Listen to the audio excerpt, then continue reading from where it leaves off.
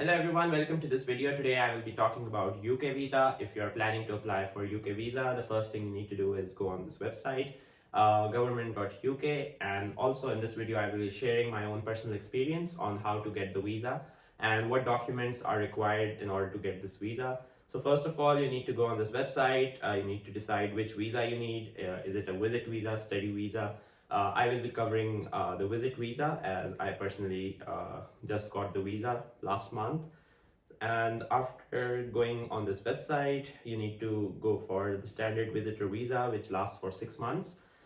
And furthermore, you can see all the requirements and all the details you need in order to apply. So I applied from France, and the process is, first of all, you pay the fee on the UK visa website. You fill all the information and everything, and then you pay the fee. After that, it is redirected to a third-party service which is called TLS Contact, and then they give you an appointment.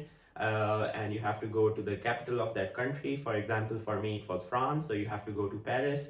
If it's some other country, let's say if it's Germany, you have to go to Berlin, or if they have more TLS Contact or any service centers in other parts of the country, you can go there and you can redirect from their own website that which is the nearest center near you. And now I will be sharing which documents are required. So let's go and let's get started. So the first and the most important document which is required is, so if you have a passport, you just need a validity of at least 6 months. Moreover, the next most important thing which is required is the evidence of funds available to you, and they should be accessible by you as well. So it can be your bank statement. If you have a physical bank or an online bank, you need your bank statement. Then the next thing you need is, if your trip is being sponsored by your parents or your relatives or someone directly linked with you, you need that person's details as well, which includes your relationship with that person's bank statements for last 6 months.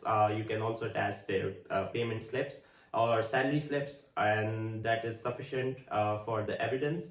The third one is, which I already covered, the evidence of relationship. For example, my father sponsored the trip for me, so I provided a document that shows the evidence. And moreover, the next is evidence that your sponsor is not or will not be in breach of the UK immigration laws at the time of your visit. It's more like a stamp paper showing and giving a statement that the person will not breach any law. It's more like a stamp paper with just a statement by the person with his or her signature. Moreover, if you are not a national of the country from which you are making your application, the evidence of the right of the resident that is not included in your passport. So for example, I applied for France, so I need to show either the visa from France, or I can also show the residence permit. If you're applying from your home country, like for example, if I was applying from Pakistan, I don't need to show any additional document apart from my passport, so that is sufficient. And in another case is, if you are visiting one of your family members or friends, you can also show their details as well, which includes their residence permit. For example, I'm visiting my sister, so I showed her residence permit, her address, which was verified through a bill, which can be any bill, electricity bill or any rental bill, that can just validate that the address is theirs.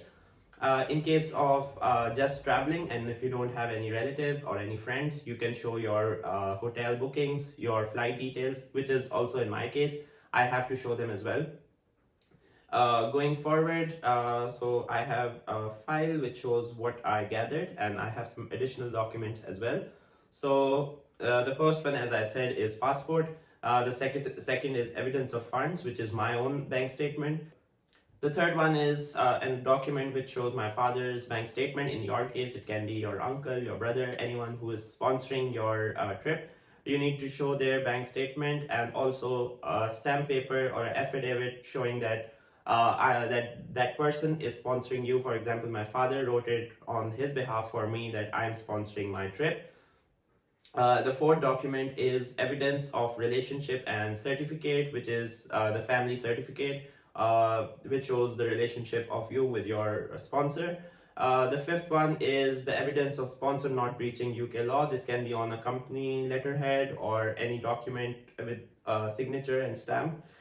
Just giving a statement that the person isn't someone who will breach, or he is a law-abiding citizen. So this is important as well, just to give them a reassurance that the person will be following all the rules, whoever is the sponsor. The sponsor doesn't need to be in UK.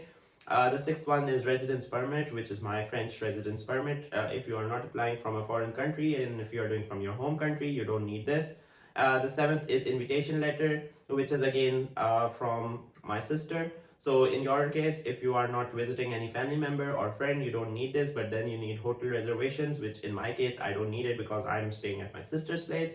So invitation letter won't be required in that. You can write a nice letter if you are being invited, and they need to add their passport number, their residence permit number, their address, and everything. So that is important for them, for the visa, to know where you are going and which place you are visiting. And if you are visiting just traveling, you can write an itinerary, like which cities are you going, what the purpose of the trip. If you are going for tourism or some event or anything, you need to write it in a letter form, why you are actually going. So this will be the substitute of this invitation letter. The eighth one is airline return tickets. Sometimes people make dummy tickets as well, but for me, I just bought it because I was getting a good deal even without applying the visa. But in your case, if you're unsure about your visa, you can get the dummy tickets. There are many websites which help you do it. And the last one is an additional. It's not mandatory, it's just optional. I just wanted to make my case stronger. I just attached my university enrollment in Luxembourg as another proof, because I'm an Erasmus student. I do have a French residence permit, but my university is in Luxembourg for this semester, so I'm currently enrolled there. So I showed that letter as well, just to improve my chances of getting visa. So that's all from the visa requirement. And the last question, which might be in your head, will be how many days does it take for the visa to come?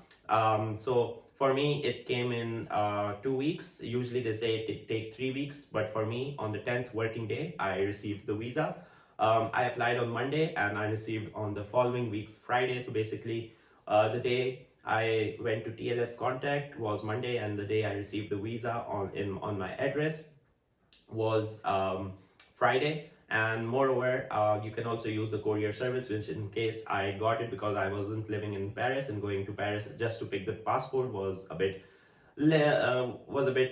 tiring and costly. So I just got the courier service, which was additional fee, but it was worth it. So that's all from this video, and I hope if you are planning for this visa, I hope everything goes smoothly for you. And if you have further questions, don't forget to comment below. Thank you very much.